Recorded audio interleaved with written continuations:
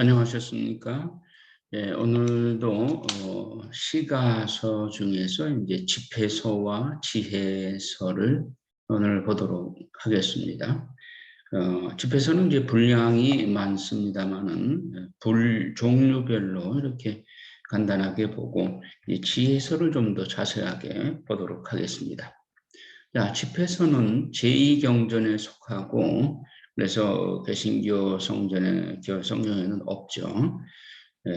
가톨릭 교회에만 있는데 뭐 사실 집회서와 지혜서가 사실 우리 가톨릭 교회에서 보물 중에 하나라고 할 수 있죠.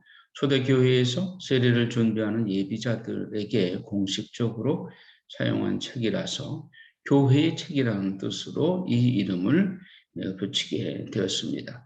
그래서 그전에는 저자의 이름을 붙여서 벤시라의 잠언 혹은 시라라고도 했습니다. 그 집회서의 저자를 보면 집회서의 말미에 시라의 아들 예수의 지혜라고 분명히 밝히고 있습니다. 그래서 벤시라, 시라의 아들이 누구냐? 젊은 시절부터 율법에 대한 열정에 사로잡혀서 오래도록 명상하고 또 외국 여행도 많이 하면서 쌓은 지혜를 젊은이들에게 전해주고자 학교를 열었던 예루살렘의 명문 율사입니다. 원래 히브리어로 쓰인 이 책은 저자의 손자에 의해서 그리스 말로 번역이 되어서 널리 읽혀지게 되었습니다. 조술연대를 보면 기원전 180년경에 쓰여졌다고 보고 있습니다. 저자의 손자가 유에르게테스 왕 38년에 이집트에 가서 그곳에 머무를 때에 고상한 교훈이 담긴 책을 한 권 번역했다고 머릿말에 그렇게 기록되어 있는 것을 보아서 비교적 정확한 연대의 지필연대를 추정할 수가 있다고 보겠습니다. 그러면 이 집회서를 쓴 목적이 무엇이냐? 이집트의 프톨레미 왕조와 시리아의 셀류코스 왕조에 의해서 더욱 널리 퍼지게 된 이 헬레니즘 문화권 안에 살면서 전통신앙, 즉 유다이즘에 대해서 의문을 품거나 회의하는 유다인들을 말하자면 정신적인 지주로 붙잡아주기 위해서 이 율법 집회서를 썼다. 율법을 통해서 계시된 참 지혜를 지니고 있기 때문에 헬레니즘을 무작정 따라가기보다는 하나님께서 일러주시는 올바른 지혜의 길을 추구하라고 촉구한 것입니다. 헬레니즘의 지혜는 인간적인 지혜인데 반해서 유다이즘의 그 지혜야말로 하나님께서 창조주 하나님께서 일러주신 참 지혜다 하는 것을 강조하고 있습니다. 워낙 방대한 내용이라 인생의 문제들 중 방대한 내용을 거의 다 망라하고 있다고 볼 수 있습니다. 하지만 모든 주제에 앞서서 이스라엘 전통 안에서 이미 전해 내려오는 지혜를 무엇보다도 강조하고 있습니다. 지혜의 완성은 주님을 두려워함에 있다. 이 집에서 일관되게 흐르는 정신입니다. 지혜의 근원은 하느님의 말씀이다 라고 배경을 깔고 있습니다. 그래서 지혜는 어디에서 옵니까? 1장 1절에 이렇게 의문을 제기하고 그에 대한 답을 줘 나가는 것인데 모든 지혜는 주님께로부터 오고 언제나 주님과 함께 있다. 따라서 주님을 두려워함이 지혜의 시작이자 완성이다. 주님께서 주시는 지혜를 받기 위해서는 무엇보다도 주님의 계명을 지켜야만 한다. 주님을 두려워하니 지혜의 시작이다 했는데 두려워한다는 것은 성령 치든증에 두려워한다는 두려움 그 개념입니다. 즉 주님은 창조주이기 때문에 피조물이 경외의 심을 가지고 그분의 말씀에 순종해야 된다 이런 의미입니다. 무서워 벌벌 떨라는 얘기가 아닙니다. 자, 그러면 어떠한 일이 닥치더라도 황금을 불 속에서 단련하듯 하느님께서 우리를 단련하신다는 믿음으로 참고 견디어야 한다. 실제로 주님을 두려워하는 사람들은 그분의 마음에 들도록 애쓰고 그분의 율법으로 만족해야 합니다. 궁핍한 사람에게 자선을 베풀고 고아들을 아버지처럼 보살펴주면서 이렇게 그 지혜를 추구해야 된다. 그럼 지혜의 보상은 무엇이냐? 지혜를 사랑하는 사람은 삶을 사랑하는 사람이다. 즉 의견을 내야 할 때에 잠잠하지 말고 죽기까지 진리를 위해 싸우는 적극적인 자세를 보여야 한다. 나만 알고 나만 삶을 슬기롭게 하는 것으로 만족할 것이 아니라 지혜를 구하는 사람들에게 가르칠 교사로서도 작용해야 되는 것이죠. 손을 내밀어 받기만 하는 것이 아니라 베풀기도 하면서 또한 의욕과 정욕만을 믿고서 탐욕에 빠지지 않도록 조심해야 된다. 주님의 자비가 크시니 내가 아무리 많은 죄를 지어도 용서하시리라고 자만하는 일이 없어야 됩니다. 항상 조심하고 근신하는 자세로 이처럼 주님을 두려워하면서 사는 사람이 참된 벗을 만들게 됩니다. 지혜로운 처세에 대해서 6장에서 14장까지 길게 설명하고 있습니다. 젊을 때부터 교양을 많이 쌓는 것이 좋다. 밭을 갈고 씨를 뿌리듯이 지혜를 가꾸면 좋은 열매를 맺게 된다. 하지만 처음에는 속박처럼 여겨지더라도 지혜의 족쇄와 칼을 쓰고 전력을 기울여서 지혜의 길을 가르는 노력이 필요하다. 마치 지혜를 따른다고 하는 것이 간섭이나 속박처럼 느껴지더라도 그러나 그것은 인생을 똑바로 실수 없이 살아가는 길을 제시하기 때문에 우리의 삶의 등불과 같은 이 지혜의 가르치는 길에 따라 살아가는 것이 인생을 성공할 수 있는 비결이다. 그러다 보면 자녀와 부모들에게 지성을 다하게 되고 사제들을 섬기고 친구와 우정을 지켜가는데 만전을 기하게 되고 먼저 생각하고 행동하는 습관을 들이고 일을 할 때에도 늘 주님께 신뢰를 두고 친구들을 가려 사귀게 된다. 이게 삶의 지혜 아니겠어요?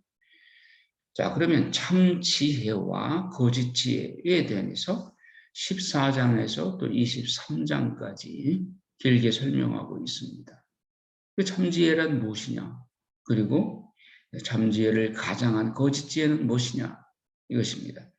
주님께서는 무엇을 옥새처럼 귀하게 여기시고 당신의 눈동자처럼 아끼시는가? 이에 대해서 18장에서 말씀하고 있습니다. 지혜를 따라 사는 사람은 참 행복한 사람이다. 장의 자녀들을 지혜의 보호 밑에 둘 뿐만 아니라 지혜를 의지함으로써 망신을 당하지 않으니까 행복한 사람인 것입니다. 주님은 인간의 선행과 자선을 귀하게 여기시니 부님을 깨닫고 이웃에 대한 의무에 소홀하지 않아야 됩니다. 인간의 말로가 비참하기 때문에 주님께서 용서를 많이 베푸시는다는 것을 믿고 생명의 아버지이신 주님을 부르고 헛된 욕망에 빠지지 않도록 기도해야 되는 것입니다. 집에서 24장에는 지혜의 찬미가 나옵니다. 지혜를 의인화시켜서 찬양을 합니다. 지혜는 누구겠어요? 예수 그리스도이시죠. 이제 장차 오실 예수 그리스도를 표현한 것입니다. 지혜는 주님께서 영원으로부터 정해주신 자녀들의 어머니로 지혜를 완전히 터득한 사람은 일찍이 아무도 없었고 그 깊이를 알아낸 사람도 고금에 없었다. 그러니 젊을 때에 아무것도 모아두지 않으면 늙어서 찾을 수가 없는 것처럼 젊어서부터 지혜를 추구해야 된다. 세상에 행복한 사람은 많지만 주님을 두려워하는 사람만큼 더 행복한 사람은 없다. 주님을 두려워하는 사람이 가장 행복한 사람이다. 장사며 차용 등 일상생활에서 벌어지는 일들 가운데에서 자신을 경계하는 일이 바로 계명을 지키는 길이다. 이것이 지혜를 따르는 길인 것이죠. 자, 율법과 제사, 하느님의 정의에 관해서 33장에서 38장까지 설명하고 있습니다. 가난한 사람들에게는 무엇이 생명이며 그것을 빼앗는 것은 살인이라고 할 수 있을까? 예. 꿈은 어리석은 자에게 환상의 날개를 달게 해서 미혹시키고, 그래서 지극히 높으신 하느님께서 보내주신 것이 아니라면 거기에 마음을 쓰지 말아야 됩니다.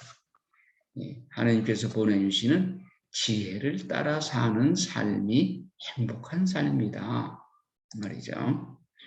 또한 재물을 많이 바친다고 해서 죄를 용서받는 것은 아니고, 일꾼에게서 품삯을 빼앗는 것은 그의 피를 빨아먹는 것이라. 율법을 지키는 것이 많은 재물을 바치는 것과 같으니 하느님께서 베풀어 주신 대로 능력껏 아낌없이 바쳐라. 주님의 이름을 받드는 백성들에게 희망을 채워주시기를 기도드리는 가운데 생명이 다하는 날까지 당신 자신을 지혜로 단련시켜라 말씀입니다. 자, 그러면 지혜를 쌓으려면 어떻게 되는가? 38장에서 43장에 말씀하고 있습니다. 학자가 지혜를 쌓으려면 여가를 가져야 하고 사람은 하는 일이 적어야 현명해진다.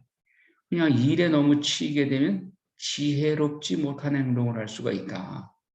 사색하면서 지혜를 추구하고 그렇게 좀 한가한 삶 속에서 현명하게 지혜롭게 처신해야 되는 것이죠.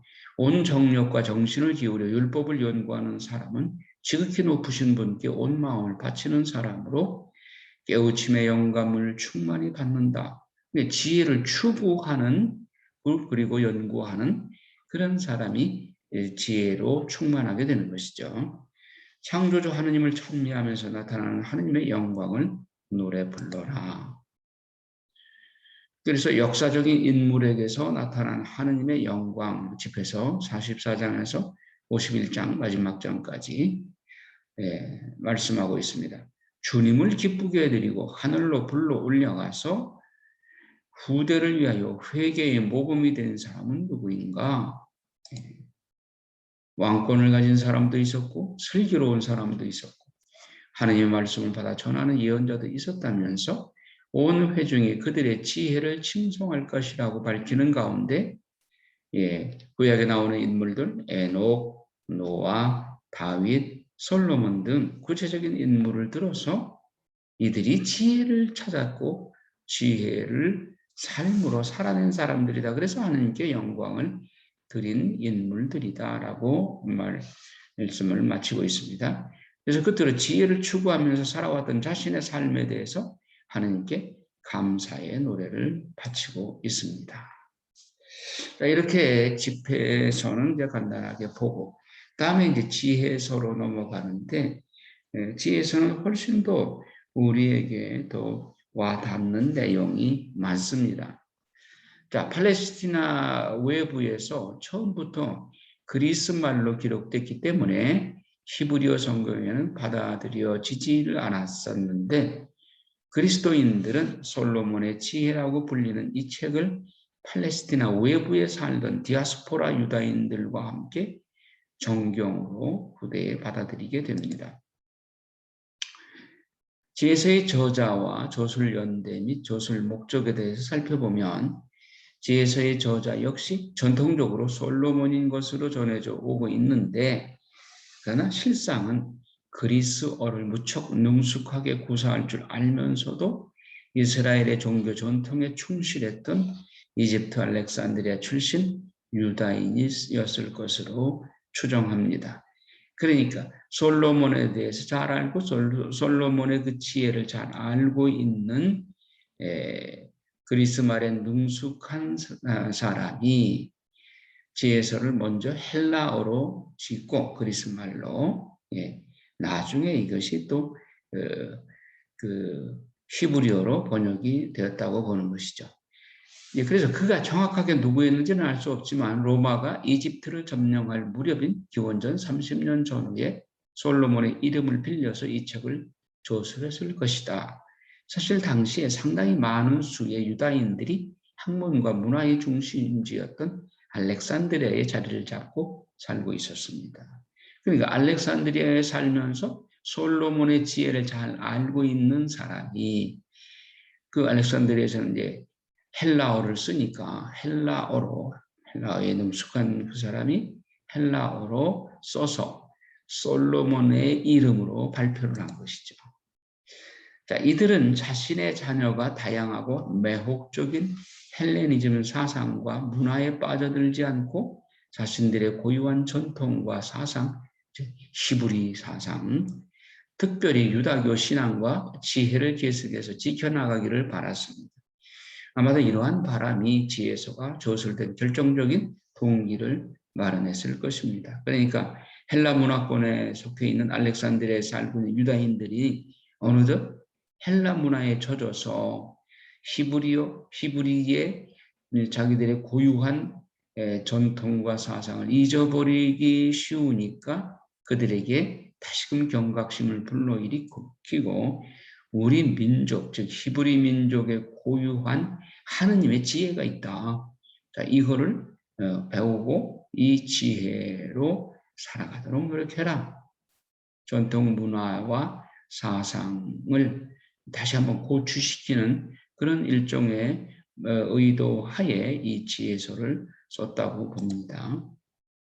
그러니까 지혜서의 구조와 내용을 보면 지혜란 일상 삶의 속으로 나오는 것이고 하나님께서 주시는 선물이라고 가르치는 위치에서는 주제와 내용에 따라서 다음에 세 부분으로 나눌 수 있습니다. 첫째, 1장 1절부터 6장 21절까지 인간의 삶과 종말론적 심판, 인간의 삶에 대해서는 반드시 하나님께서 선과 악을 구별하시고 또 의인과 악인을 구별하시는 하나님께서 심판하신다. 하느님을 알고 사는 사람과 하느님 모르고 제 마음대로 사는 사람은 반드시 종말에 심판이 있다. 이 말씀을 하시는 거고 6장 22절에서 9장 18절에는 지혜 찬미가 지혜를 의인화시켜서 그 먼 장래에 로고스 예수 그리스도를 내다본 하나의 예언적인 의인화된 지혜인 것이죠. 그다음에 세 번째로 10장 1절에서 19장 22절까지 역사 안에서의 지혜, 즉 이스라엘 역사를 통해서 지혜가 이스라엘 역사를 어떻게 이끌어 왔는가 하는 이 역사. 이 부분을 우리가 참 많이 참고를 해야 되겠습니다. 그러면 우리가 지혜, 즉 솔로몬과 솔로몬의 제자들에 의한 그 이스라엘 고대 역사, 특별히 토라에 나오는 고대 역사를 지혜의 관점에서, 즉 하느님의 지혜의 눈으로 어떻게 보고 있느냐. 이것은 토라를 해석하는데 굉장히 중요한 자료가 된다고 봅니다. 즉 가장 성경을 정확하게 해석할 수 있는 권위 있는 해석 방법은 바이블 세이, 성경에서 성경을 해석하는 방법. 그것이 가장 틀림없는 방법이고 오류가 없는 방법이라고 말할 수 있죠. 자, 그러면 지혜서의 문학 형태는 어떻게 되는가? 19장까지 되어 있는 지혜서, 집회서는 51장까지 있는데 지혜서는 19장까지니까 집회서보다 훨씬 짧습니다만은 그러나 지혜서에 담겨 있는 보물은 집회서 못지않죠. 자, 지혜서의 저자는 헬레니즘 교육을 받았기에 그리스식 어휘와 개념, 연역적 사고방식을 즐겨 사용했으며 즉 헬라적 사고방식, 연역적 사고방식 그런 방법으로 지혜서를 소술하고 있습니다. 지혜를 터득한 사람이 그 지혜를 직접 독자에게 말해 주듯이 조술을 하고 있습니다. 또 그리스 문화의 영향을 받아서 세상을 받쳐주는 세 기둥은 지혜와 생명과 정의다라고 규정하고 있어요. 이 세 가지 주제들은 지혜서를 관통하고 있는 세 가지 근본 사상을 이루고 있습니다. 특별히 저자는 구원 역사 안에서 드러난 하느님의 현존을 상징적으로 묘사하고자 지혜를 의인화시키는 기법을 활용했습니다. 그래서 뒤에서 보면 마치 사람처럼 인격적으로 지혜를 대하고 있죠. 지혜서의 가르침, 이 책이 저술될 당시에 알렉산드리아의 유다인 공동체는 향락과 재물을 추구하는 일부 유다인들 때문에, 즉 물질주의가 많이 만연되어 있었죠. 어려움을 겪었던 것으로 봅니다. 이에 대해서 지혜서는 하나님께서 인간을 불멸의 존재로 창조하셨기 때문에 향락과 물질을 추구하는 삶이 가치가 없다고 가르칩니다. 그보다는 인간은 지혜를 추구하는 삶을 살아야 한다. 하느님이 주신 지혜를 추구해야 된다. 참 지혜란 당신 백성을 단 한 번도 잊지 않고 사랑으로 보살펴 주시는 하나님의 현존 안에서 그분의 말씀에 충실한 삶을 산다는 것을 뜻한다. 그렇죠. 하느님께서 인간을 창조하시고 인간을, 당신의 백성을 지혜롭고 행복한 길로 인도해 주시는데, 그 길, 하느님의 현존이 우리를 이끄시는 그 길을 충실히 따르는 삶이 지혜로운 삶이고 행복한 삶인 것이요. 자, 지혜서는 어떤 책인가? 세상에 지혜가 많고 많지만 하느님의 지혜를 능가하는 것은 없다 하는 것을 깨우쳐주기 위해서 쓰여진 이 지혜서야말로 이름 그대로 지혜서, 삶을 지혜롭게 사는 지침서인 것입니다. 세상에서 가장 지혜로운 자라고 여겨지는 솔로몬 왕이 썼을 것이라는 것 생각이 되지만, 헬레니즘 철학과 수사학과 문화가 깃들어 있는 것을 보아서 그리스 말을 잘하는, 학식 있는, 그리고 솔로몬의 지혜에 대해서 잘 알고 있는 유다인이 써서 솔로몬의 이름을 붙였다고 볼 수 있겠습니다. 그러니까 본문 내용을 이제 보게 되면 지혜서 1장에서 10장까지는 정의를 추구하여라. 하느님의 정의, 하느님 정의대로 살아라. 그것이 지혜를 쫓아가는 길이다. 지혜는 누구를 사랑하는 영입니까? 지혜는 한 개인에게만 필요한 것이 아니라 중요한 책임을 맡은 사람일수록 더 많이 필요하다. 왜? 백성을 인도하는 리더가 되기 위해서는 지혜의 길을 따라야지, 우매한 길을 따를 때 백성들을 모두 멸망으로 이끌 수 있기 때문입니다.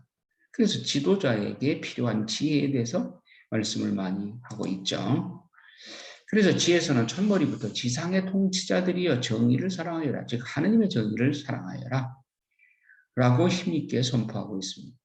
더 많은 책임을 맡은 만큼 하느님을 대신해서 모든 것에 정의를 세우고 자신들의 힘을 정의의 척도로 삼으려는 악인들로부터 약자를 보호해야 할 커다란 책무를 지고 있기 때문에 지도자들이 하느님의 지혜에 따라야 된다. 이것이죠.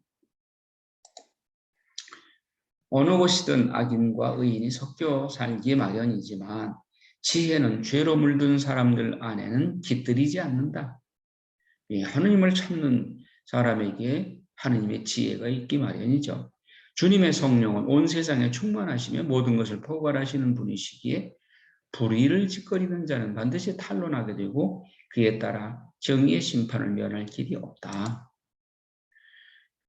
자, 지혜의 보상은 불사불멸, 즉 영원한 생명입니다.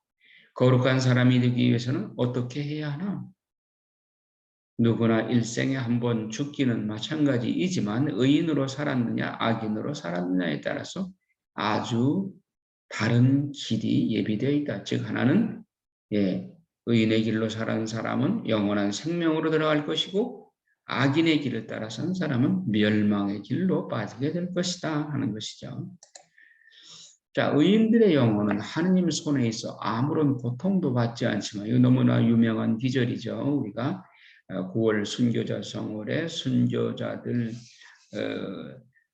경축미사 때 이 그 내용, 지혜서 3장의 내용을 항상 일독서로 읽죠.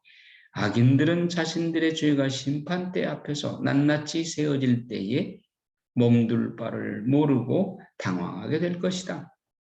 그러니 이 세상에서의 삶이 전부라는 생각으로 정욕에 빠지거나 악에 현혹되는 일이 있어서는 안 된다. 그러니까 지혜서 2장에 악인들이 의인들을 막 고통을 주고 어디 저희 하느님이 살려주는가 보자 하면서 의인들에게 고통을 주죠. 그러나 3장에서는 의인은 절대로 망하지 않는다. 의인의 승리에 관해서 말씀하고 있습니다. 자, 지혜의 본성 6장 22절에서 11장 1절까지 하느님의 선하심을 보여주는 형상은 무엇인가? 지혜를 얻은 사람은 지혜의 가르침 덕분에 하느님의 벗이 될 수 있다. 하느님은 바로 지혜의 인도자이시고 우리의 모든 현명함과 생활의 지혜 또한 그분께로부터 나오기 때문에 그렇습니다. 지혜는 비록 홀로 있지만 모든 것을 할 수 있고 스스로는 변하지 않으면서 만물을 새롭게 하는 놀라운 힘을 지니고 있습니다. 그래서 솔로몬 왕처럼 지혜를 평생의 동반자로 삼아서 생활해 나가면 고통이 없고 오직 기쁨과 즐거움을 누릴 거라고 이야기합니다. 맨 먼저 조성된 인류의 아버지 아담에서부터 노아, 아브라함, 야곱, 요셉, 이스라엘 백성을 보호해주고 인도해준 것도 지혜라고 말씀하고 있습니다. 자, 그러면 역사 안에 드러난 지혜, 멸망과 구원의 갈림길인 이스라엘 역사 안에서 지혜가 어떻게 이스라엘의 그 선조들을 인도해 왔느냐, 이게 아주 잘 나와 있습니다. 10장에서부터 우리가 함께 이것을 볼 텐데, 하나님께서 함께 하시느냐의 여부에 따라서 똑같은 물의 작용도 달라집니다. 즉 광야를 헤쳐나가면서 목말라 간청하는 이스라엘에게는 갈증을 해소시켜 주는 물이 되지만 이집트인들에게는 죽음을 가져다는 재앙의 물이 됩니다. 그러니까 홍해바다가 이집트인들에게는 죽음의 갈림길이 되었고 이스라엘 백성들은 바다를 건너는 삶의 축복의 물이 됐잖아요. 마찬가지로 주님은 이스라엘을 징계할 때에는 아버지의 심정으로 하지만 원수들에게는 무서운 왕처럼 엄격히 다스린다는 것을 이스라엘 역사를 통해서 이제 드러냈습니다. 자, 그러면 이제 그 성경 본문을 통해서 한번 보도록 하겠습니다.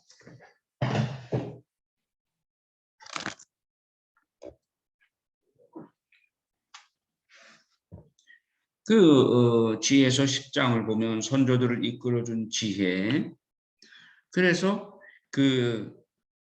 구약의 창세기에 카인에 관한 이야기가 나옵니다. 세상에서 처음으로 빚어진 조상, 홀로 창조된 그를 지혜가 보호하고 그가 지은 죄에서 구해 주었으며 그에게 만물을 통치할 힘을 주었다. 그러나 불의한 자가 분노하며 지혜에게 등을 돌리니, 이제 카인이, 그래서 광분하여 제 동기를, 제 동생 아벨을 살해했잖아요. 살해한 탓에 죽어 없어지고 말았다. 그러니까 지혜를 따르지 않고 인간의 분노, 감정에 따라서 했기 때문에 멸망의 길을 걸은 것이죠.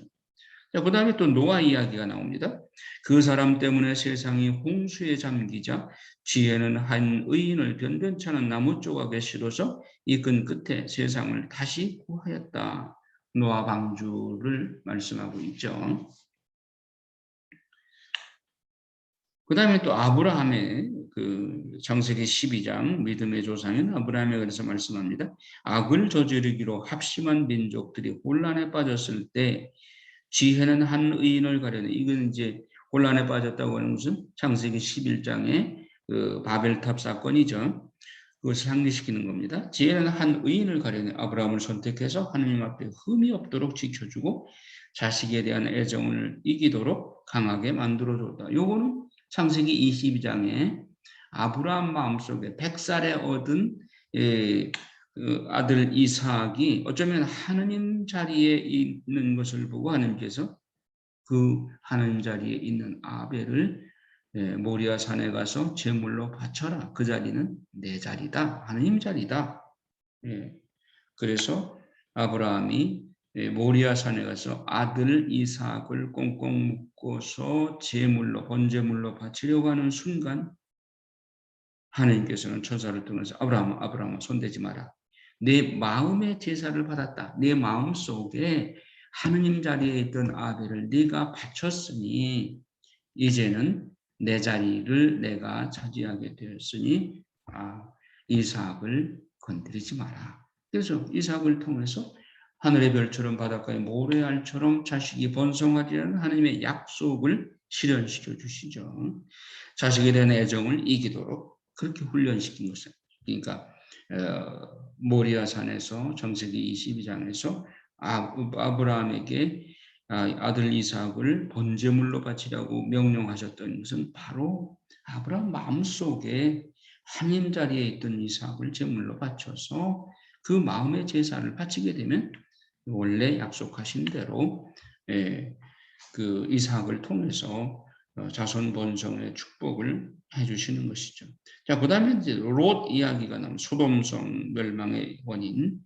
지혜는 악인들이 아주 멸망할 때에 의인 하나를 구해내어 5 성읍에 떨어지는 불을 피하여 달아나게 해주셨다. 롯을 곧 멸망할 소돔이 멸망할 테니까 소돔이야로 멸망할 테니까 도망가라. 그래서 롯과 그의 아내와 딸들이 도망갔던 이야기가 나오죠. 그들이 저지른 악의 증거가 아직도 남아있으니 유황불로 소돔을 다 불살라 버렸죠. 줄곧 연기가 피어오르는 황무지, 때가 되어도 익지 않은 열매를 매단 나무들, 믿지 않은 영혼의 기념비로 서 있는 소금기도, 이 소금기도는 롯의 아내죠. 두고 온 물건에 대한 애착심 때문에 뒤를 돌아다 보다가 소금기도가 됐죠. 그래서 지혜를 무시한 그들은 선을 깨닫지 못하게 방해를 받았을 뿐만 아니라 살아있는 이들에게 어리석음의 기념물까지 남겨 그들의 잘못이 드러나지 않을 수 없게 되었다. 오늘날까지도 그 흔적이 남아 있어서 하느님이 아닌 물질의 애착을 갖고 또 윤리적으로 하나님의 창조 질서를 거스르게 되면 이렇게 된다 하는 것을 증거로 보여주고 있죠. 그러나 지혜는 자기를 섬기는 이들을 곤경에서 구해내었다. 그 다음에는 이제 야곱 이야기가 나옵니다. 의인이 형의 분노를 피하여 달아날 때 지혜는 그를 바른 길로 이끌고 하느님의 나라를 보여주었으며 거룩한 것들을 알려주었다. 즉 야곱이 형 에사오의 복수심에 불타서 죽이려고 하는 것을 피해서 도망갈 때에 하느님께서 그를 바른 길로 이끌어줬다. 지혜가 바른 길로 이끌어줬다. 고생하는 그를 번영하게 하고 그 노구의 결실이 불어나게 하였으며 그의 재산이 양과 소떼가 불어나게 했죠. 착취자들이 탐욕을 부릴 때에 그 곁에 있어주고 그를 부자로 만들어 주었다. 그 외삼촌 라반이 탐욕스럽게 그 야곱의 재산을 부당하게 이제 갈취하려고 하니까 하나님의 지혜가 그를 막아주었다. 그리고 오히려 야곱을 부자로 만들어 줬다. 또 그를 원수들에게서 지키고 매복한 적들에게서 보호하였으며 격렬한 싸움이 벌어졌을 때에 그에게 승리를 줘 그의 깊은 신심이 그 무엇보다도 강함을 깨닫게 해주었다. 야곱은 약복강나루에서 하나님의 천사에게 축복해 주지 않으면 내 이 손을 못 놓겠습니다 하고 씨름을 하면서 하나님의 은총에 대한 그 갈망, 강한 의지와 갈망을 불붙여 주은 것도 지혜인 것이죠. 하나님의 지혜였던 것이죠. 그다음에 요셉 이야기가 나옵니다. 이제 야곱의 가장 사랑했던 라헬의 아들 요셉. 의인이 팔려갈 때의 지혜는 그를 버리지 않고 죄악에서 구해내었으며, 즉 요셉이 형들의 질투를 받아서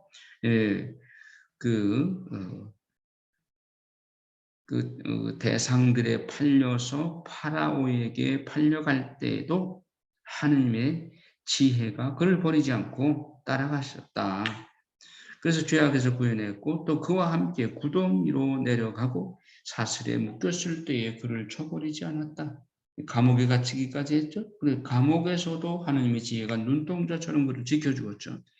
마침내는 그에게 나라의 왕홀과 그를 지배하던 자들을 다스리는 권위를 주었다. 예, 그러니까 1인 지상, 만인 지하, 만인 지상, 1인 지하, 즉 파라오 다음으로 높은 자가 되어서 사실 실질적으로 이집트 파라오 궁전에서 나라를 쥐락펴락할 수 있는 실질적인 권한을 받은 재상 지위에까지 오르게 해주셨죠. 지혜의 인도를 받아서 그렇게 된 겁니다. 그리고 그를 고발한 자들의 거짓을 밝히고 그에게 영원한 영광을 주었다. 그러니까 그 형들의 잘못된 것을 형들과 흉년이 들어서 양식을 살아온 형들과 만남을 통해서 요셉은 아주 유명한 말을 하죠. 창세기 50장 20절에 형들이 나에게 잘못한 것은 분명히 죄악이었지만 그러나 하나님은 그런 악을 통해서도 선을 이끌어내시는 분이다. 너희들이 형들이 잘못한 것은 분명히 잘못이지만은 그러나 그 잘못 안에서도 하나님은 그 선을 이끌어내시는 분이다. 형들과 내가 다시 만나서 화해하고 또 내가 이렇게 이집트에서 그 억울한 인생 파란만장했던 역사를 통해서 결국은 이집트의 재상지위까지 오르게 하심으로써 하나님의 지혜가 옳았다고 하는 것을 증명하는 것이 아니냐. 그래서 그 형들에게도 그들의 거짓을 밝히고 그들에게 영원한 영광의 재회 만남을 주신 것도 지혜의 인도함에 의해서다.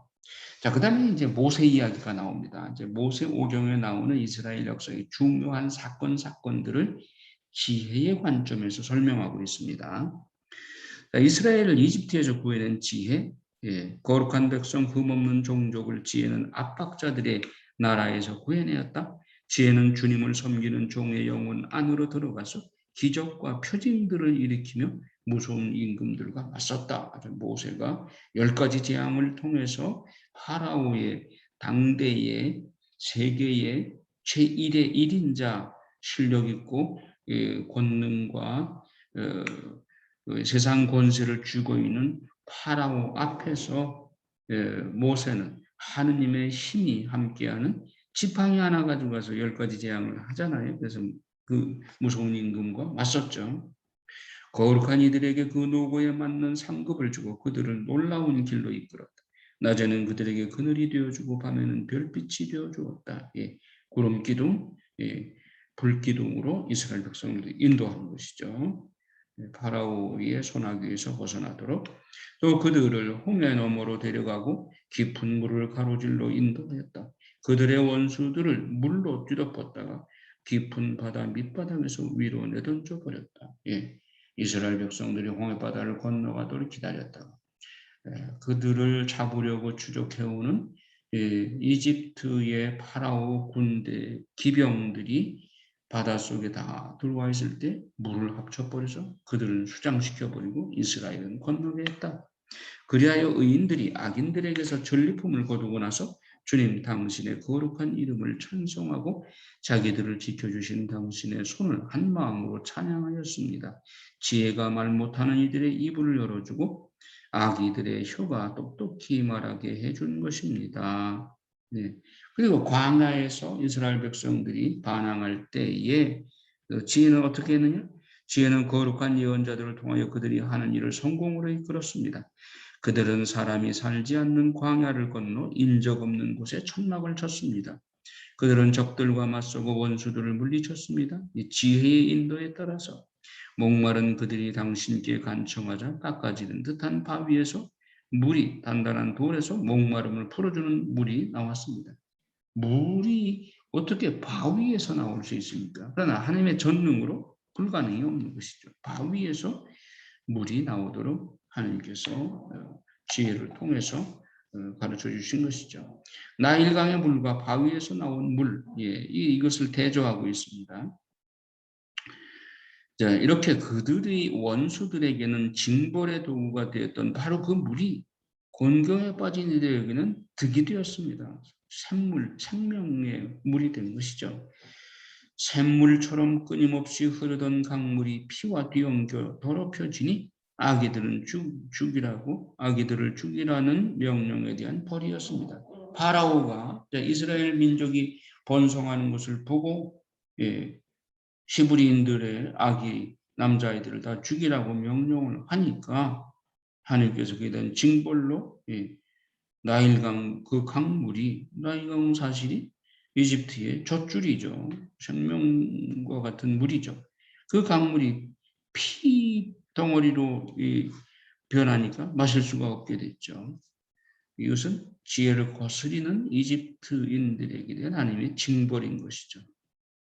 그러나 그들에게는 뜻밖에도 물을 넉넉히 주셨습니다. 그때에 그들은 목마름을 겪고 당신께서 적대자들을 어떻게 징벌하셨는지를 알게 되었습니다. 그러니까 이스라엘 백성들이 광야에 출애굽해서 광야로 건너갈 때 목이 마를 때에 무리바에서 물을 주심으로써 물이 그들에게 생명수임을 깨닫게 해주시고 또 이집트인들에게는 즉 지혜를 따르지 않은 민족에게는 징벌이라고 하는 것을 깨닫게 해주셨다.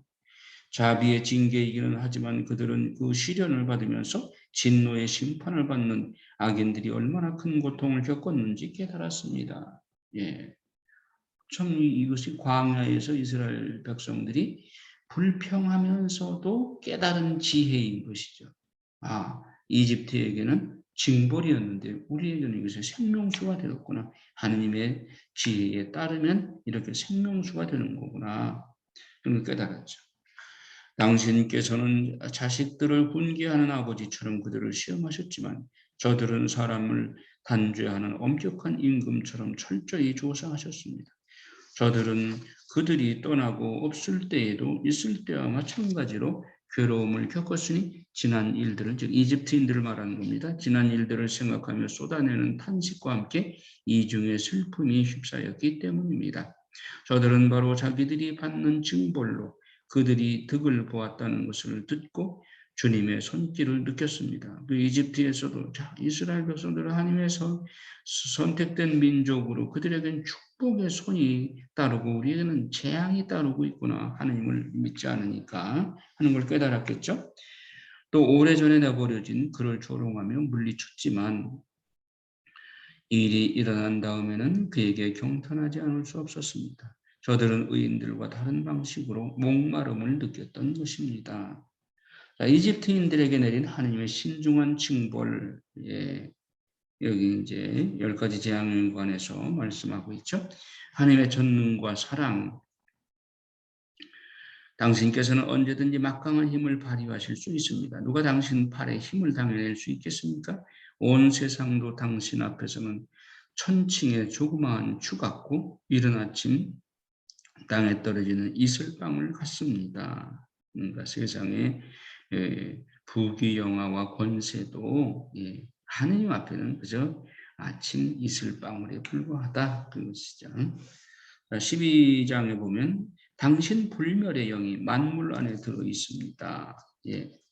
자, 그다음에 우리 가나안인들에게 내린 하느님의 신중한 징벌. 이거 우리가 모세오경에서 우리는 가끔 예비자들한테 그런 질문을 받아요. 왜 하나님은 이스라엘 백성만 사랑하시느냐? 가나안 원주민은 모조리 다 쫓아서 죽이라고 하셨는데 그 하나님께서 인종 차별하시는 것이냐? 이렇게 질문들을 하는데 자, 가나안 백성들이 어떤 족속인가, 즉 하느님을 얼마나 거스렸는가를 우리가 신명기나 레위기에서도 봤지만 여기서는 더 자세하게 아주 사실적으로 표현하고 있습니다. 한번 들어보세요. 가나안인들에게 내린 하나님의 신중한 징벌. 당신의 거룩한 땅에 살던 옛 주민들, 즉 가나안 원주민, 당신께서는 그들의 가증스러운 관습 때문에 마술과 불경한 제사 때문에 그들을 미워하셨습니다. 아이들을 잔인하게 학살하고 음복한다며 사람의 살과 피에다가 내장까지 먹었기 때문입니다. 이거 사람으로서 할 수 있는 짓이 아니죠. 아이들을 그렇게 잔인하게 학살하고 사람의 살과 피를 먹고 마셨어요. 이러니 하느님께서 가만히 둘 수가 없죠. 이처럼 광란의 의식이 한창 벌어질 때에 그 참가자들을 힘없는 생명들을 살해한 그 부모들을 당신께서는 저희 조상들을 통하여 멸망시키시어 이스라엘 민족을 통해서 멸망시키시어 모든 땅 가운데에서 당신께 가장 값진 이 땅이 이제 가나안 땅은 하나님께서 예비한 땅이죠. 하느님의 자녀들인 훌륭한 이주민을 받게 하셨습니다. 이스라엘 백성들을 받게 하셨다. 그러나 저들도 인간이기에 당신께서는 소중히 여기시고 당신 군대의 선봉으로 말벌들을 보내시어 저들을 조금씩 멸망시키게 하셨습니다. 그러니까 가나안 민족을 하나님께서 원래부터 미워하신 것이 아니라 그들이 이런 잔인한 죄를 인간으로서는 할 수 없는 죄를 저질렀기 때문에 그 죄가 미워서 죄를 없애기 위해서 이스라엘을 가나안 원주민들을 책벌하시면서 그들이 깨닫고 돌아오고 회개하기를 바라는 뜻으로 한꺼번에 멸망시키지 않고 말벌을 보내서 너희들이 이렇게 잘못 살았기 때문에 이렇게 벌을 받는 것이다. 지금이라도 돌아와라 돌아오라 하시면서 서서히 천천히 그들을 회개시키기 위해서 하나님께서 그들을 돌보셨다 하는 것이죠. 당신께서는 싸움터에서 저 악인들을 의인들 손에 넘기실 수도 있었고 무서운 야수나 엄중한 말씀으로 단번에 파멸시킬 수도 있었지만 그렇게 하지 않으셨다면 그들이 회개할 기회를 주기 위해서 서서히 매를 때리고 돌아와라 돌아와라 돌아오는 사람은 살려주고 그렇게 하려고 했는데 그것이 이들에게는 이제 전혀 아랑곳 없이 멸망의 길을 가게 된 것이죠. 물론 당신께서는 저들이 근본부터 악하고 악을 타고났으며 그들의 사고방식이 영원히 바뀌지 않는다는 것을 모르지 않으셨습니다. 사실 저들은 처음부터 저주받은 종족이었습니다. 그런데도 저들이 저지른 죄를 당신께서 용서하신 것은 누가 두려워서가 아니라 당신의 자비 때문입니다. 그래도 행여나 회개하고 돌아올까 하고 서서히 그들에게 채찍을 한 대, 두 대 때리면서 돌아오기를 바라시는 하나님의 자비 덕분입니다. 하나님의 주권은 정의의 원천이다. 누가 감히 왜 그렇게 하셨습니까? 하고 말할 수 있겠습니까? 누가 당신의 심판에 반대할 수 있겠습니까? 이건 로마서 5장의 말씀과 같죠. 당신께서 만드신 민족들을 스스로 멸망시키신 일을 두고 누가 당신을 비난할 수 있겠습니까? 그러니까 창조주 하나님이 피조물에 대해서 멸망시킨 것을 누가 비난할 수 있겠습니까? 누가 불의한 인간들의 변호인으로 당신과 맞설 수 있겠습니까? 예. 가나안 원주민들이 이렇게 불의했기 때문에 하나님께서 징벌하시는데 그걸 누가 부당하다고 말할 수 있겠습니까? 만물을 돌보시는 당신 말고는 하나님이 없습니다.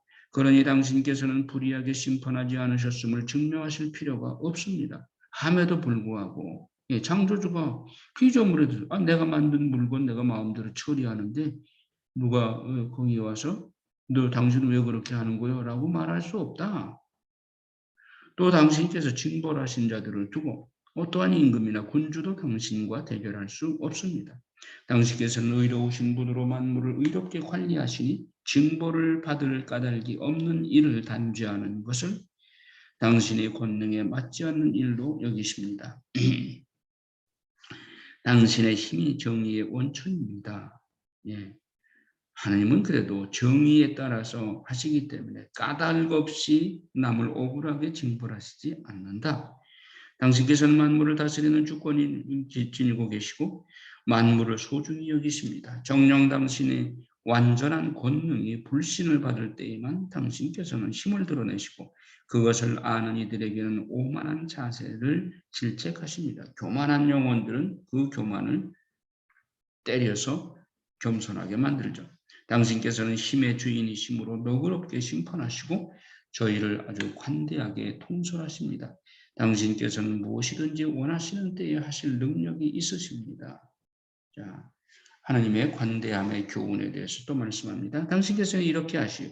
의인은 인자해야 함을 당신 백성에게 가르치시고 지은 죄에 대하여 회개할 기회를 주신다는 희망을 당신의 자녀들에게 안겨주셨습니다. 그러니까 구약의 역사를 통해서 볼 때 하나님은 죄를 지은 사람이 회개할 기회를 주기 위해서 징벌을 채찍을 가하시는 것이지 그냥 멸망시키려고 한 칼에 그냥 멸종을 시키거나 그러지 않으셨단 말이죠. 회개하고 돌아오라는 사랑의 채찍으로 그들에게 한 번, 두 번 이렇게 채찍을 가해서 돌아오기를 바라시는 하나님의 자비심을 드러내고 있다라고 지혜는 가르쳐주고 있는 것이죠.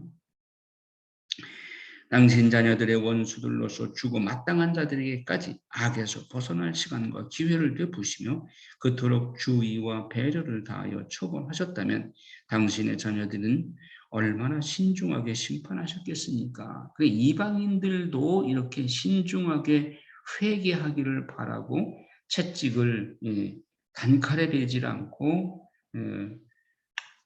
한 대 때리고 돌아오라, 또 한 대 때리고 돌아오라 라고 하셨거늘 당신의 백성인 이스라엘 백성들에게야 얼마나 더 신중하게 심판하셨겠느냐. 바로 그들의 조상들에게 당신께서는 맹세와 계약으로 좋은 약속들을 해주셨습니다. 저희는 그냥 벌하지만 저희의 원수들은 만번을 더 채찍질을 하시니 저희가 남을 심판할 때에는 당신의 선하심을 잘 생각하고 심판을 받을 때에는 자비를 기대하라는 것입니다. 예. 하나님의 자비가 채찍질을 할 때에도 드러난단 말이죠. 관용 뒤에 엄벌. 그렇게 하나님께서는 자비로우시다고 해서 무골후인이 아니라 관용을 베푸신 뒤에 그래도 안 돌아올 때는 엄한 벌을 내리신다. 그러므로 어리석게도 불의하게 살아온 자들에게 당신께서는 저들의 그 역겨운 것들로 고통을 주셨습니다. 저들은 잘못된 길로 더욱더 빗나가 짐승 가운데서도 가장 추하고 천한 것들을 신으로 받아들였습니다. 드디어 이제 우상 숭배에 떨어진 그들을 책망하시는 겁니다. 어리석은 아이들처럼 속아 넘어가는 것입니다. 그래서 당신께서는 철없는 아이들에게 하시듯 저들에게 벌을 보내시어 저들을 조롱하셨습니다.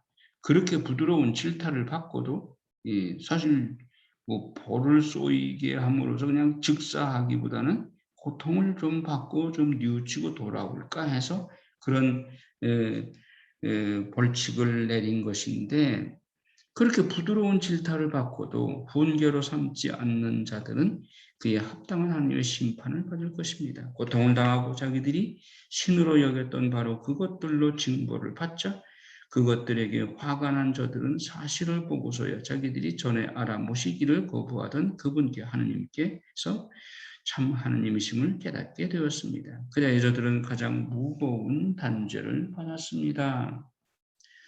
자, 자연 숭배의 어리석음, 즉 자연, 즉 피조물을 신으로 섬기는 그 어리석음, 하느님에 대한 무지가 그 안에 들어찬 사람들은 본디 모두 아둔해서 눈에 보이는 좋은 것들을 보면서도 존재하시는 분을 보지 못하고 창조주를 보지 못하고 작품의 주의를 기울이면서도 그것을 만든 장인을 알아보지 못하였습니다. 오히려 불이나 바람이나 빠른 공기, 별들의 물이나 거친 물, 하늘의 빈 물체들을 세상을 통치하는 신들로 여겼습니다. 그 아름다움을 보는 기쁨에서 그것들을 신으로 생각하였다면 그 주님께서는 얼마나 훌륭하신지 그들은 알아야 했습니다. 그러니까 아름다운 피조물을 거기에 폭 빠져가지고 그것만 감상하고 있을 것이 아니라 그 아름다운 피조물을 만드신 분은 얼마나 아름답겠는가 그걸 생각해야 되는데 창조주는 잊어버리고 피조물의 아름다움엔 폭 빠져가지고 그걸 또 우상으로 섬기니까 얼마나 어리석은 거예요. 아름다움을 만드신 분께서 그것들을 창조하셨기 때문이다. 또 그것들의 힘과 작용에 감탄하였다면 바로 그것들을 보고 그것들을 만드신 분께서 얼마나 힘이 세신지를 알아야 한다. 피조물이 아름다면 그 피조물을 만든 하느님은 얼마나 아름답겠는가 그걸 알아야 되는데 그런 지혜가 없었단 말이죠. 피조물의 웅대함과 아름다움으로 미루어봐 그 창조자를 알 수가 있다. 근데 알아보지를 못한 거예요. 눈에 보이는 것들이 하도 아름다워서 그 겉모양의 정신을 빼앗기고 마는 것이다. 그러나 그들이라고 용서받을 수는 없다. 세상을 연구할 수 있을 만큼 많은 것을 아는 힘이 있으면서 그들은 어찌하여 그것들의 주님을 더 일찍 찾아내지 못하였는가? 하나님께서 우리에게 지성을 주셨는데 하나님을 알아볼 수 있는 지성을 주셨건만 피조물에게만 완전히 탐착이 되어가지고 아름다운 피조물을 만드신 그 하나님은 얼마나 아름다운가에 대해서는 생각을 못한단 말이죠. 자, 우상숭배의 어리석음, 이것은 예레미야서에도 나오고 여러 군데 나오죠. 자, 목수를 보아라. 그는 일하기 쉬운 나무를 톱으로 쳐서 능숙하게 껍질을 다 벗겨내고 능란하게 솜씨를 부려서 살림에 쓸모있는 기물을 만들어낸다. 일하다가 남은 나무 조각들은 음식을 만드는 데 쓴다. 그리고 배불리 먹는다. 그러고도 쓸데없는 조각이 남는데 목수는 구부러지고 마디가 많은 그 나무 토막을 가져다가 한가한 때에 정성을 들여 깎는다. 여가의 일거리로 그것을 손질하여 사람 모양으로 만들거나 볼품없는 짐승과 비슷한 것으로 만들어서 황토색을 입히고 그 위에다가 다시 붉은색을 칠하여 거기에 있는 흠을 말끔히 없앤다. 그 다음 그것에 맞는 집을 만들어 벽 속에 넣고 쇠로 고정시킨다. 목수는 그것이 떨어지지 않게 마음을 쓴다. 그 물건이 자신을 돌보지 못하기 때문이다. 그것은 정령 목상에 불과한 것으로 남이 도와줘야 한다. 그런데도 그런 목상을 만들어가지고 그걸 신이라고 섬기고 있다. 죽은 것에 대고 생명을 위하여 청혼한다. 문왕이 짝이 없는 것에 대고 도움을 탄원하고 한 발짝도 움직이지 못하는 그 우상에다 대고 여행을 위하여 또 생계와 일과 생업을 내 성공을 위하여 손의 능력이라도 그는 전혀 없는 것에 대고 힘이 되어주기를 빈다. 우상숭배 이렇게 어리석은 거예요. 예, 또 다른 우상숭배. 예, 예. 8절에 보면 그러나 사람 손으로 만든 우상은 물론 그것을 만든 자도 저주를 받는다.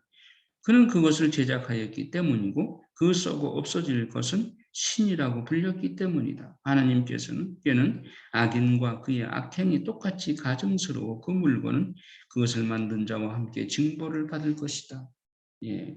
그러니까 우상으로 만들어진 그 물건도 저주를 받지만 그 물건을 만든 예, 주인공도 징벌을 받는다. 자, 우상숭배의 기원이 12절에 나옵니다. 우상들을 만들려는 생각이 간음의 시작이고 우상들을 고안해내는 것이 삶의 타락이다. 예. 그러니까 호세아서에도 호세아는 하느님을 상징하는 존재이죠. 그 호세아 보고 고멜이라고는 창녀와 결혼하도록 그렇게 지시를 하시죠. 그 창녀는 남편을 줘버리고 옛날 관습대로 그저 밖으로 바람 피우러 돌아다니죠. 이것은 이스라엘 백성, 우리 인간을 말하는 것이죠. 창조주 하느님을 저버리고 피조물에게 이렇게 바람 피우러 돌아다니는 것, 그것이 우상숭배다. 우상들을 고안해내는 것이 삶의 타락이다. 그것들은 한 처음부터 있었던 것도 아니고 영원히 있을 것도 아니다. 우상들은 인간의 허영 때문에 세상에 들어왔고 그것들이 얼마 못 가 끝장난다는 것은 이미 정해진 일이다. 우상숭배의 어리석음에 대해서 이렇게 말씀하고 있고 우상숭배의 결과는 징벌밖에 없다. 그래서 우상숭배에 빠지지 않는 이스라엘, 저희가 하느님 당신께서는 어지시고 진실하시며 분노에 더디시고 만물을 자비로 통솔하십니다. 저희가 죄를 짓더라도 당신의 권능을 알기에 저희는 당신의 것입니다. 15장에서 이스라엘이 정신 차려서 창조주 하느님을 섬기고 우상숭배에 빠지지 않겠다고 하는 것이죠. 그러나 저희는 당신의 것으로 여겨짐을 알기에 죄를 짓지 않으렵니다. 당신을 알면 온전한 정의이고 당신의 권능을 깨달으면 불사의 뿌리입니다. 이제 맹세를 하는 것이죠. 그래서 우상을 만드는 자의 어리석음. 아까도 설명을 했듯이 그 목수가 가구를 만들고 남은 치스러기 가지고 장난삼아 만드는 것이 우상인데 거기에다가 절을 하니 얼마나 어리석은 것이냐. 예. 그래서 옹기장이가 부드러운 흙을 열심히 깨워서 우리에게 쓸모있는 갖가지 그릇을 빚는데 같은 진흙을 가지고 깨끗한 일에 쓰일 기물도 반대되는 일에 쓰일 것도 다 같은 방식으로 빚어낸다. 그러나 어느 것이 어디에 쓰일지는 도공이 결정한다. 그런가 하면 부질없는 수고를 하며 같은 진흙으로 헛된 신을 빚기도 한다. 그러나 그 도공 자신도 얼마 전에 흙에서 온 자로서 빌린 제 영혼을 머지않아 돌려주어야 할 때가 되면, 우리는 흙에서 와서 하나님의 영을 받았는데 언젠가는 하나님께 영을 돌려드리고 우리는 흙으로 다시 돌아가야 돼. 자기가 나온 그 흙으로 돌아가야 되는데 그 흙을 빚어가지고 이상한 물건을 만들어서 그걸 신이라고 섬기는 얼마나 어리석은 것이냐. 자, 이집트인들의 어리석음 14절에도 그러나 당신의 백성을 억압한 원수들이 가장 어리석고 어린아이의 영혼보다도 더 비참합니다.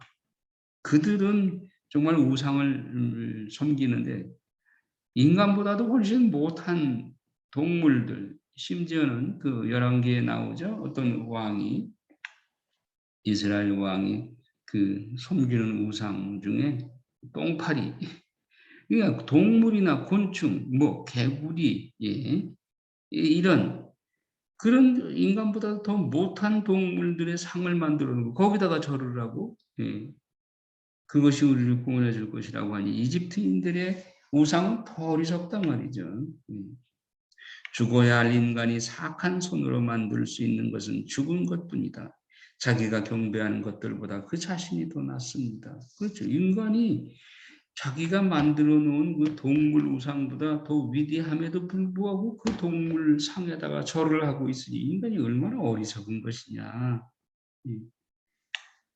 자, 16장에 보면 이집트인들과 이스라엘인들, 해로운 동물들과 매출하기. 그러니까 10대 재앙들이 사실은 그러니까 이집트 사람들이 우상으로 섬기던 그런 동물들이 대부분이에요. 메뚜기 재앙이니 뭐 개구리 재앙이 이게 다 메뚜기나 개구리를 우상으로 만들어서 섬기던 이집트에는 다신교라 하여튼 모든 피조물들을 만들어서 거기다 절을 하고 빌고 했던 거예요.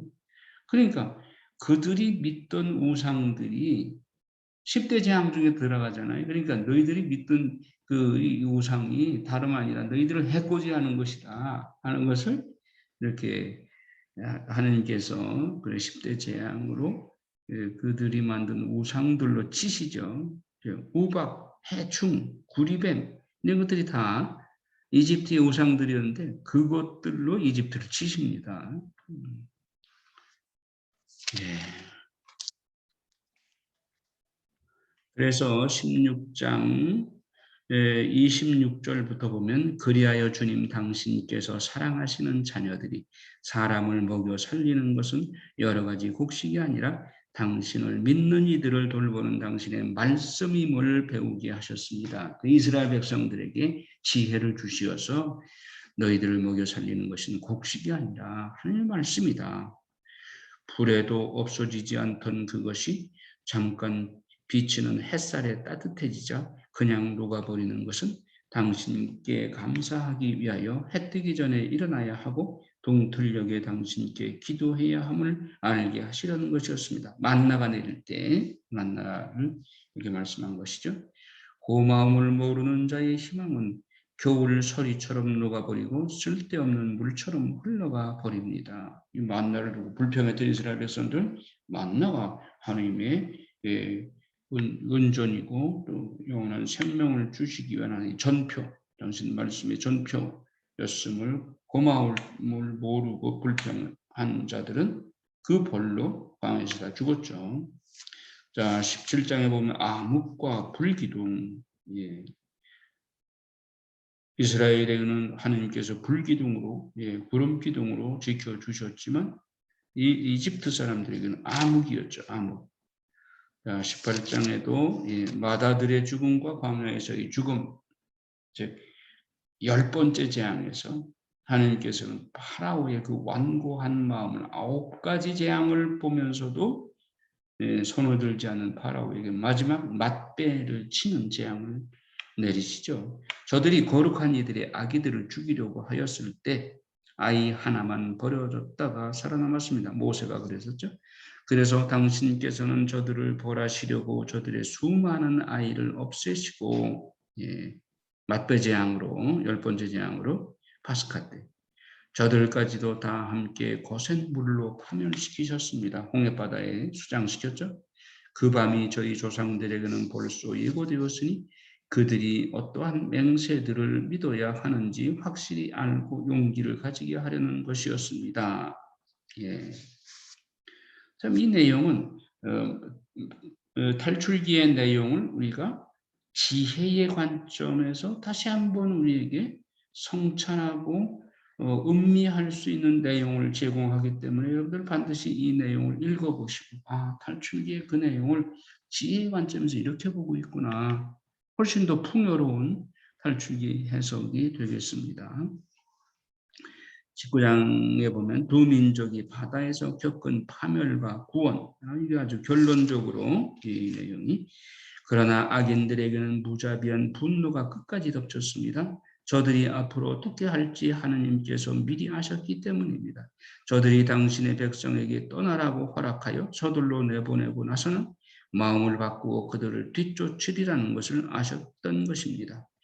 저들은 한창 애도하다가 죽은 이들의 무덤에서 통곡하다가 또 다른 미련한 결정을 짓고서 쫓아가려고 하는 이스라엘을 간청을 하며 쫓아보낸 그들을 도망자인 양 뒤쫓아 나섰습니다.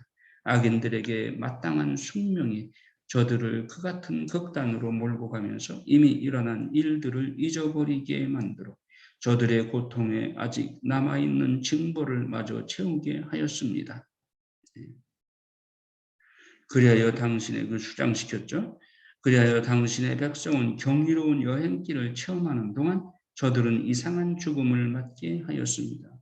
바다에 빠져 죽는 그런 비참을 겪게 되었죠. 당신의 명령에 따라 온 피조물의 본성이 저마다 새롭게 형성되어 당신의 자녀들이 해를 입지 않고 보호를 받았던 것입니다. 이스라엘은 홍해바다를 무난히 건넜고 이집트 병사들이 추적하느라고 들어와서 홍해바다에 다 들어왔을 때 하나님께서 물을 합쳐버리서 그들을 수장시켜 버리죠.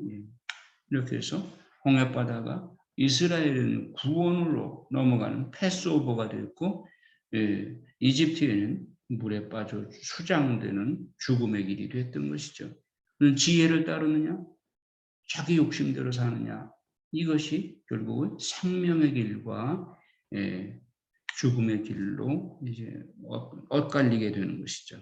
자, 그래서 22절의 마지막 절에 마무리 찬송, 주님 당신께서는 모든 일에서 당신 백성을 드러높이시고 영광스럽게 해주셨으며 언제 어디에서나 그들을 도와주시는 일을 소홀히 하지 않으셨습니다. 그걸 통해서 지혜를 통해서 하나님의 지혜를 통해서 이스라엘 백성들을 생명의 길로 영광의 길로 인도해 주셨다. 이것이 지혜서의 마지막 결론입니다. 자, 오늘 이 지혜서를 보면서 정말 지혜서야말로 모세오경을 새로운 지혜의 각도에서 새롭게 조명하고 우리가 지혜서를 통해서 모세오경을 더 풍부하게 이해할 수 있게 되었다. 지혜서를 우리가 다 같이 자주 많이 읽어야 되겠죠. 자, 그러면 이상 이렇게 해서 강의를 마치도록 하겠습니다. 그래서 다음 시간에는 코엘렛으로 들어가겠습니다. 전도서. 영광이 성부와 성자와 성령께 처음과 같이 이제와 항상 영원히 아멘. 성부와 성자와 성령의 이름으로 아멘.